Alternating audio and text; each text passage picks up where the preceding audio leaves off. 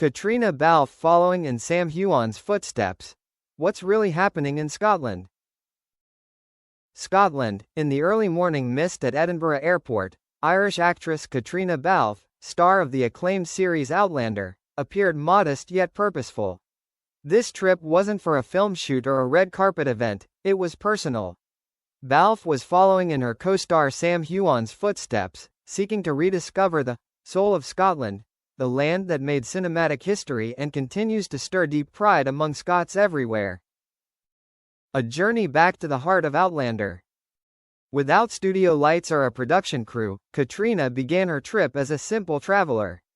Her first destination, the Cairngorms, the heart of the Scottish Highlands, wild, vast, and breathtakingly pure. Wrapped in a thick wool coat, she climbed Cairngorm Peak in the freezing dawn, gazing over mist-draped valleys. "It's strange," she told the Scotland Herald. "I feel like Claire Fraser is still here somehow, in the wind, in the snow, in the silence of the mountains."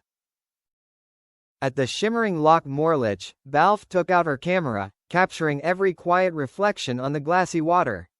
"Sam once said that to understand Scotland, you must listen to its silence," she smiled. "Now I finally know what he meant." The villages and the people of the Highlands.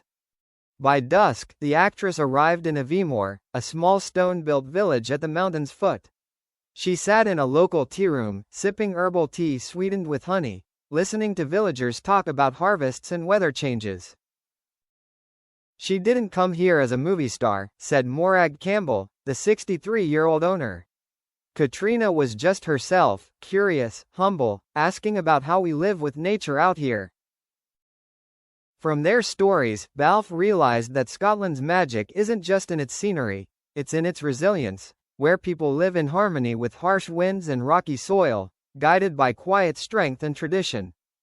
On to the Isle of Skye, the island of legends. Leaving the mainland behind, Caitriona's next stop was the Isle of Skye, the mythical island that has enchanted filmmakers and travelers alike. At Portree Bay, she watched fishermen hauling in their nets as waves crashed against dark cliffs. "They say this island has a spirit," one old fisherman told her. "Not only in the rocks, but in the wind. Anyone who comes to Skye carries a part of it away." Balfe quietly recorded his words, perhaps for her upcoming documentary project, Scotland, Between the Scenes. A night in Inverness, music, stories, and soul. Her journey ended in Inverness, the riverside city rich with legend and history. Inside a stone-walled hall, she joined locals for a small ceilidh, the traditional Scottish dance party. Fiddles, drums, and flutes filled the air, and laughter echoed across the room as tartan kilts spun to the rhythm. "I realized that Scotland's culture isn't just something preserved in museums," Balfe reflected. "It's alive, in the music, in the people, in every breath of this land." She recalled Sam Heughan's words. "Scotland isn't just a place. It's a feeling." And standing there under the glow of firelight, she finally understood. A Scotland that still tells its stories. Sources from the Outlander production team hint that Caitriona Balfe may soon collaborate again with Sam Heughan, this time, on a cultural tourism project promoting Scotland's natural and historical heritage. The two co-stars who once brought the Highlands to life on screen, are now seeking to celebrate it in real life through sustainable storytelling. Balfe's journey was more than a scenic escape, it was a rediscovery, of place, of identity, of connection.